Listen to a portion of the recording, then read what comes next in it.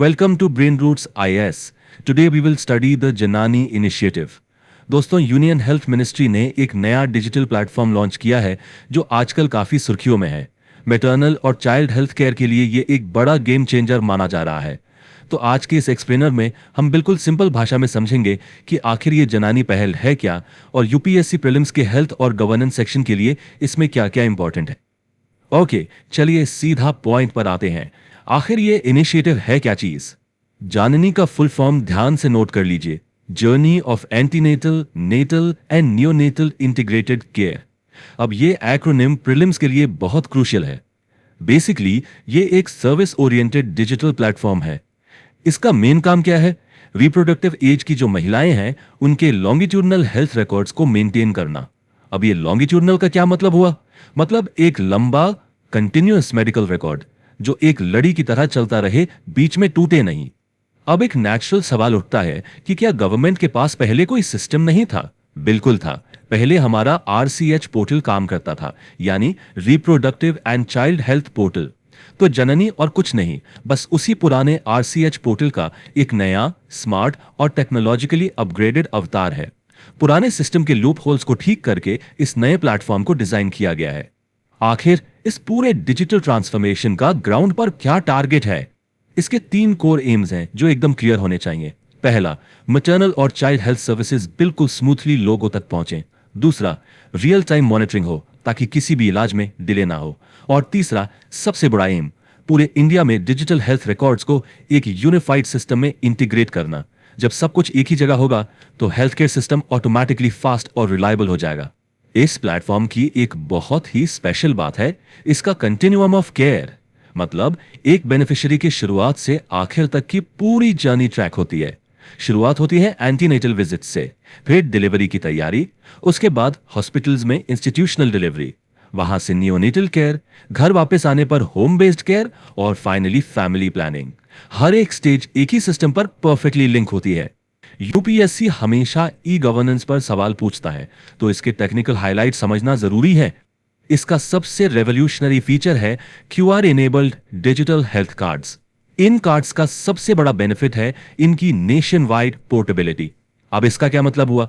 मतलब अगर कोई प्रेग्नेंट महिला एक स्टेट से दूसरे स्टेट में माइग्रेट करती है तो उसका मेडिकल डेटा गायब नहीं होगा।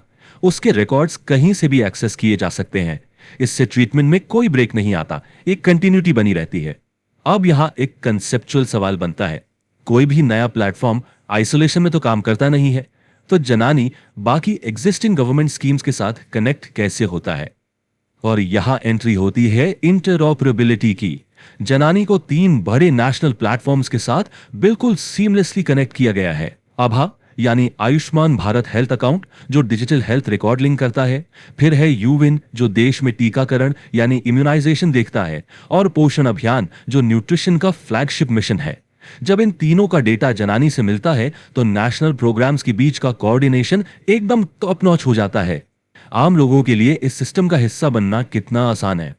रजिस्ट्रेशन प्रोसेस को एक्चुअली बहुत यूजर फ्रेंडली रखा गया है। पहला स्टेप है सिंपली वेब या मोबाइल ऐप पर सेल्फ रजिस्ट्रेशन, फिर आधार, एबीएचए या सिर्फ मोबाइल नंबर से ऑथेंटिकेशन हो जाता है। लेकिन इसका सबसे तगड़ा फीचर है पैन इंडिया सर्च। ये डुप्लीकेशन को डायरेक्टली रोकती है और इंश्योर करती है कि माइग्रेटरी पॉपुलेशन के रिकॉर्ड्स इजीली वेरीफाई हो जाएं पूरे देश में। थ्योरी तो ठीक है, पर ग्राउंड पर इसका रियल इंपैक्ट कैसा है? इस सिस्टम में कमाल के सुपरवाइजरी टूल्स हैं। फॉर एग्जाम्पल, अगर सिस्टम में कोई हाई रिस्क प्रेगनेंसी डिटेक्ट होती है तो ऑटोमेटिक अलर्ट्स चले जाते हैं।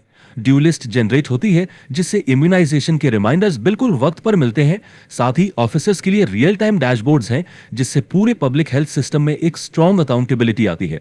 मॉनिटरिंग के अलावा इसमें बहुत इंपॉर्टेंट सपोर्ट फंक्शंस भी शामिल हैं, जैसे एंटीनेटल केयर विजिट्स को स्केड्यूल करना, एक्सपेक्टेड डिलीवरी प्लेस को ट्रैक करना। यही नहीं, मदर्स को हेल्थ एजुकेशन देना और न्यूट्रिशन के बारे में सही गाइडेंस प्रोवाइड करना। एक तरह से माँ और बच्चे के लिए ये कंप्लीट पैकेज है। अब जरा इस इनिशिएटिव के मैसिव स्केल का अंदाजा लगाइए। इस फिगर को देखिए, 1.34 करोड़। जी हां, बहुत ही कम टाइम में जाननी प्लेटफॉर्म पर 1.34 करोड़ बेनिफिशियरीज रजिस्टर हो चुके हैं। इसमें से 30 लाख से ज्यादा प्रेग्नेंट महिलाओं के रिकॉर्ड्स मेंटेन हो रहे हैं और 30 लाख से ज्यादा digital health cards practically generate भी किए जा चुके हैं। और इस डेटा स्केल के बावजूद सिक्योरिटी बिल्कुल टाइट है।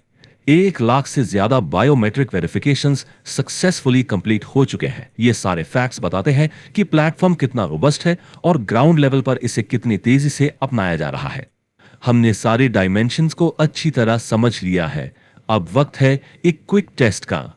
क्वेश्चन को ध्यान से सुनिए। Consider the following statements regarding the Janani initiative. Statement 1, it is an upgraded version of the RCH portal. Statement 2, it integrates with UWIN for nutrition tracking. Which of the statements given above are correct? Options है A, 1 only, B, 2 only, C, both 1 and 2, या फिर D, neither 1 nor 2. यूविन और पोषण अभियान के functions को mind में rewind कीजिए और अपना आंसर मार्क कीजिए। Try to answer this question in the comment section.